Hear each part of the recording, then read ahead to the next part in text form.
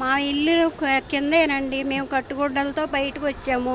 మాకు ఇప్పటికి ఏ సహకారం అందలేదు. చంద్రబాబు నాయుడు గారు బుల్డోజర్ ఎక్కడ వచ్చారంటారు, ఏమైనా వచ్చారు? మాకు రాలేదండి. పాయికాపురానికి ఏ ఎమ్మెల్యేలు రాలేదు, ఏ ఎంపీలు రాలేదు. మీరు ఎలాగున్నారమ్మా అని కూడా ఈ రోజు కూడా మాకు అడగలేదు. మేము ఆఫీసులంతా వెళ్తున్నాం, ఆ పక్కన అది ఇస్తున్నారు, ఈ పక్కన ఇది ఇస్తున్నారండి, మాకు ఎందుకు ఇవ్వలేదండి అని మేము వెళ్తున్నా కూడా మాకేమి ఇవ్వట్లేదండి. నిన్నైతే ఒక ఆవిడ కాళ్ళలో గెంటేశారు, ఆ తలకాయ పగిలిపోయిందేమో అని అనుకున్నాం. అలాగా ఇన్ని మగోళ్ళు తోసేస్తాం, ఆడోళ్ళు తోసేస్తాం, ఏమీ అందుతులేదు. మా 2 అపార్ట్మెంట్లు సమస్యల పైన అత్యంత అవగాహన ఉందన్నారు పవన్ కళ్యాణ్ గారు, ఆయన ఏమైనా సహాయం అందించారు? ఏమీ అందించలేదండి. మాకు మట్టికి భోజనము, మంచినీళ్లు, పాలు అన్ని అందించారు కానండి ఒక్కళ్ళు కూడా మీరు ఎలాగున్నారమ్మా అని చూడటానికి మట్టికి రావలేదండి. నష్టపరిహారాన్ని అంచనాకు వస్తున్నారు కదా, ఎలా చేస్తున్నారు? రాసుకుని వెళ్ళారండి, ఏమీ ఇవ్వలేదు. మేము కట్టుబడులతో బయటకు వచ్చాము. అన్ని మంచాలు కొంచాలు అన్ని మొత్తం సమస్తం పోయినాయండి. రాసుకుని వెళ్ళారు అంతవరకు. మనకి ఎలాగైతే వరద వచ్చిందో పిఠాపురానికి, ఉత్తరాంధ్రాకి సంబంధించిన పిఠాపురానికి కూడా వరద వచ్చింది. అయితే సినిమా యాక్టర్లు ఆ మధ్య ఎలక్షన్ లో ఎవరైతే వచ్చి ప్రచారం చేశారో ఒక పులిహార పొట్లం కూడా తీసుకొచ్చి ఇవ్వలేదు అంటున్నారు కొంతమంది కమీడియన్. జబర్దస్త్ లో పనిచేస్తారు. లేదండి, భోజనం, పులిహార ప్యాకెట్లు అన్ని బాగానే అందినాయండి. తిండికి మట్టికి లోటు లేదండి, వాటర్ మట్టికి లోటు లేదండి. పిల్లలు ఆఖరికి పిల్లలు బిస్కెట్ ప్యాకెట్లు కూడా అన్ని ఇచ్చారండి. తినలేదు అనకూడదండి, అన్ని బాగానే ఇచ్చారు, అన్ని బాగానే చేశారు. మరి ఈ ప్రభుత్వం తీసుకొచ్చిన 6 పథకాలు కూడా ఈ వరద నష్టానికి సంబంధించి అంచనా వేసే ప్రక్రియలో ఇంకా లేట్ అవుతుంది అంటున్నారు, ఎలా చూడాలి? ఈ నష్టపరిహారం అంటే మరి ఇవ్వాలండి, మరి ఇస్తాము అని చెప్పారు. ఇంకా ఎవరు రాలేదండి మా ఇళ్ళకేసి. కనీసం చంద్రన్నని గెలిపించాము, పవన్ కళ్యాణ్ గారిని గెలిపించాము. కనీసం గెలిపించిన విశ్వాసం వల్ల అయినా ఆడబిడ్డలు ఏం చేస్తున్నారా ఏంటని కూడా ఈ రోజు కూడా వచ్చి పలకరించలేదండి. వాటి కండ్రికాకి వెళ్తున్నారు, పైపుల రోడ్డుకి వెళ్తున్నారు, అన్ని ఏరియాలో తిరుగుతున్నారు. మా ఏరియా ఏం పాపం చేసుకుందండి? మమ్మల్ని ఈ రోజు కూడా పలకరిస్తలేదు, పలకరిస్తానికి రాలేదు. ఒకటండి, నేను మా మనవరాల్ని ఒక కానిస్టేబుల్ ఉరేసి చంపాడు.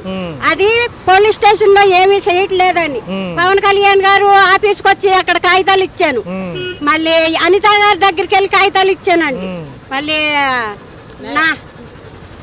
లోకేష్ గారి దగ్గరికి వచ్చి ఇచ్చానండి. ఈ రోజు కూడా సమాధానం లేదండి. 4 నెలలు అయ్యింది. మీరందరూ ఉన్నారన్న భరోసాతో మీ దగ్గరికి వచ్చాను నేను.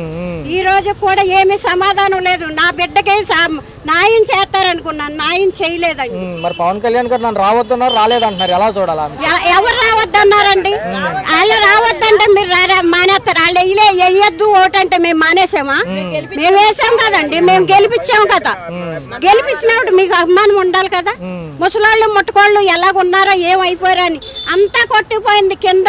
ఉంటాకి లేదు, తాగుతాకి లేదు, ఏమీ లేదు. మా ఈ రోజుకి ఇలా ఉన్నాము. కనీసం ఎలాగున్నారమ్మా అని ఒక్కలైనా పలకరితాకు వచ్చారండి. అందరికీ అందుతున్నాయి, మాకు అందుతులేదు. అందరూ అందుతున్నాయి, మాకు అందుతులేదు ఏంటని ఆఫీసుల్లో వెళ్ళామండి. వెళ్తే ఫలానా ఆయన అడుగు అని అన్నారు. అడిగంటే వస్తామమ్మా అని వారం రోజుల నుంచి చెప్తున్నారు, కానీ ఎవరు వచ్చి మాకు ఏమీ ఇవ్వలేదు. ఆ షోర్ బియ్యం కూడా నెల బియ్యం ఇవ్వకోకుండా 25 కేజీల బియ్యమే ఇచ్చారు మాకు. అదండి. చూసుకున్నట్లయితే మహిళల సంరక్షణకి ఈ ప్రభుత్వంలో ఎంతవరకు చర్యలు బాగున్నాయి అంటారు? మా వరకు అయితే అండి ఆ బుడ్డు వరకు వచ్చిందండి, ఆ నీళ్లు వరకు వచ్చినాయండి, ఆ పాలు వరకు వచ్చినాయండి. ఎన్నో పంచుతున్నారు. కనీసం మా అపార్ట్మెంట్లు 2 అపార్ట్మెంట్లకి ఏమీ ఇవ్వలేదండి ఇప్పుడు వరకు కూడా. అదండి. రైట్ అంటారు. మాకైతే రైతు బజార్ దగ్గర బళ్ళు సార్. బళ్ళు అయితే కనీసం 30-40 వేల రూపాయల సరుకు పాడైపోయింది. అలాగే కొద్ది సరుకు బడ్డీ కొట్టులో వేసుకుంటాం, కొద్ది బండి మీద పెట్టుకుంటాం. ఆ బడ్డీ కొట్లు కూడా పోయినాయి, సరుకు పోయింది. అధికారులు ఏమంటున్నారంటే వ్యాపారాలకి మాత్రం బళ్ళకి మాత్రం ఏమీ రాయలేదు. కనీసం పైన ఉన్నాము, వరదలో మాత్రం ఫుడ్ వాటర్ బాగానే సప్లై చేశారు.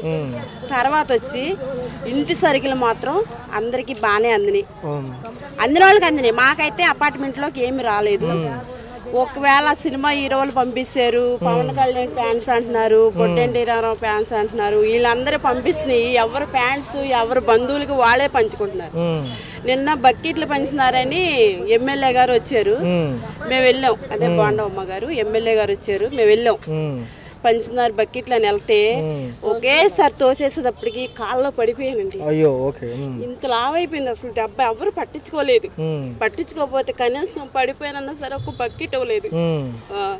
చాలా బాధేస్తుంది నాకు. మరి ఉమ్మడి కూటమి ప్రభుత్వం వచ్చి 100 రోజులు పై చిలుక అవుతుంది. ఇలా పనితీరులు ఎలా ఉన్నాయి? ఒక పక్క చంద్రబాబు నాయుడు గారు, ఒక పక్క డిప్యూటీ సీఎం పవన్ కళ్యాణ్ గారు జనానికి ఎటువంటి ఆపద రాని చంద్రబాబు నాయుడు పంపిస్తున్నాడు కదండి, మధ్యవర్తులు మాత్రం అందనవట్లేదు. కాకపోతే ఏంటంటే ముఖ్యమంత్రినే తిడుతున్నారు, ఎలా వచ్చాడు ఎలా చేశాడు, ఒకళ్ళకి ఇస్తున్నారు ఒకళ్ళకి ఇవ్వట్లేదు. ఏంటంటే ఆయన మధ్యవర్తులకి ఇస్తున్నాడు కాబట్టి వాళ్ళు మాత్రం మనకి అందజేయట్లేదు. ఒక 90%లో 50% పంచుతున్నారు. ఇదే ప్రక్రియ చూసుకున్నట్లయితే విజయవాడ మరి చచ్చిపోయేంత దెబ్బండి నాది, ఎవరు పట్టించుకోలేదు. అక్కడ బకెట్ ఇవ్వలేదు, దెబ్బ తగిలిందన్నా సరే. ఇదే అంశం పైన చూసుకున్నట్లయితే విజయవాడకి ఎంతో కొంత సహాయం అందింది. ఉత్తరాంధ్ర పిఠాపురానికి సంబంధించి ఏలేరు ఘటనలు ఏ సాయం పంపించింది మాత్రం మాకు ఒక్క సహాయం కూడా ఎవ్వరు ఇవ్వలేదు. ప్రజలు కూడా అదే అడుగుతున్నారు. జబర్దస్త్ యాక్టర్లు అందరూ ఎప్పుడైతే ఎన్నికల ప్రచారానికి వచ్చారో, ఒక నిమిషం, ఎన్నికల ప్రచారానికి వచ్చారో కానీ ఇప్పుడు ఒక్కలో కనపడలేదు. అసలు ఎవ్వరు కనిపించలేదు. పలాని ఫ్యాన్స్ వాళ్ళు మేము ఇస్తున్నాం అని కూడా మాకు ఏ ఫ్యాన్స్ వాళ్ళు కూడా ఒక ఎచ్చం గానీ ఒక బియ్యం కానీ ఎవరు ఇవ్వలేదు. ఒక స్టోర్ మాత్రం స్టోర్ బియ్యం అందినాయి మాకండి. వాస్తవంగా చెప్తున్నాను, బళ్ళిపోయినాయి. మగోళ్ళకి పనులు లేవు, ఆడోళ్ళకి వ్యాపారాలు లేవు. నెల రోజులైంది మేము ఇంట్లో నుంచి బయట పెట్టి రైతు బజార్ దగ్గర మా బళ్ళు. వాస్తవంగా చెప్తున్నాం, ఇంటింటికి 25,000 నష్టపరిహారం అంటున్నారు. మాకు ఏమి ఇవ్వలేదు. ఇట్లా నష్టపరిహారం గురించి కూడా మాకు ఏమి ఎవరు తెలియపరచలేదు. అంటే మరి అధికారులు ప్రభుత్వాలకి విరాళాలు వస్తున్నాయి, అవి చెక్కుల రూపంలో కానీ అకౌంట్లో వేస్తామని ఏమని చెబుతున్నారు. అసలు ఏమి లేదు. ఇప్పుడు 2 నెలలు 3 నెలలు అద్దెలు కట్టాలి, అద్దెలు కట్టుకోవాలి. మేము కనీసం 20 సంవత్సరాలు మేము విజయవాడలో ఉన్నాము. మధ్యలో మా పాప పెళ్లి కుదిరిందని వెళ్ళాము. పెళ్లికి కూడా డబ్బులు ఇస్తానన్నారు. ఆ ప్రభుత్వంలో కూడా మాకు రూపాయి రాలేదు. ఒక సొంత ఇల్లు రాలేదు, ఒక ఇల్లు స్థలం రాలేదు. అసలు ఏమి లేదు మాకు ఏ ప్రభుత్వంలో కూడా.